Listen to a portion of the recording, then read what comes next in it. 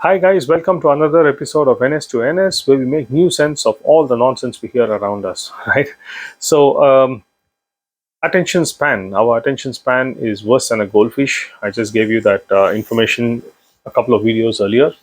And we also saw what can be done to improve this attention span, where I went through an important principle called the D.O.T principle. And how to get good at this D.O.T is by avoiding multitasking, right? That was my second video, and I showed what happens when we multitask. Our brain actually essentially divides our attention into each and every task for a small period of time, gives us the illusion that we are actually multitasking, but in effect we are not multitasking, which is breaking our attention, right?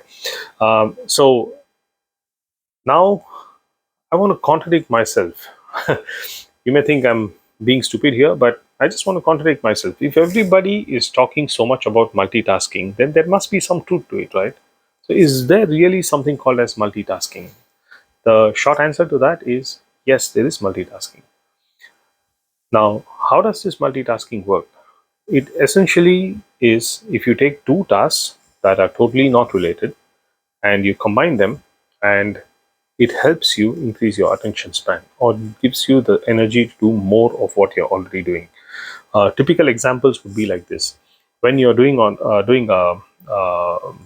cardio, when you're doing your exercises, and then or when you're lifting your weights. If you go to the gym, you'll always hear upbeat music inside there, right? And one of the reasons why you hear this upbeat music is it helps you to do more of the exercising. It just pumps up that that adrenaline and the blood, so you get to do more of your exercise. Same thing happens if you're meditating. If there's a light music, meditative music playing in the background, it enhances your meditative experience, right? If you're doing hardcore programming, logic work, Excel formula, Excel macros, and stuff like that, you're using invariably your left side of the brain. You're thinking too much. The right side is craving for attention. And during this time, it makes a big difference when you actually play a very light music in the background and then do your work. I never used to listen to music for a long period of time while working, but when I tried, I particularly listen to piano, relaxing piano music, because the the change in the tones is very prominent. So like tung tung tung tung, something like that, right?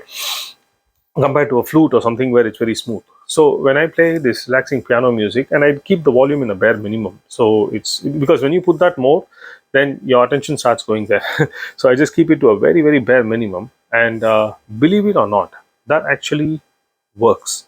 And what tasks typically would tire me out in about 15 to 20 minutes, actually I can go on for a longer period of time without compromising the quality of the work, right? And without feeling drained out, without feeling tired. So, so multitasking does work. It does work, especially when it is two totally unrelated tasks, and it overall helps to bring up your attention span, right? So, this will not work when you're sitting in a conference call, listening on one side, and then typing out an email on the other side, because essentially at that time you're using the same portions of your brain, right? So give it a try, uh, give it a shot, see what works, see what doesn't work.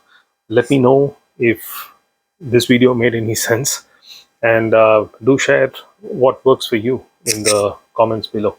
With that, my friends, I'll see you again in a couple of days with the next video. Until then, this is Sri, your entertainer. Have a nice weekend ahead. Bye bye.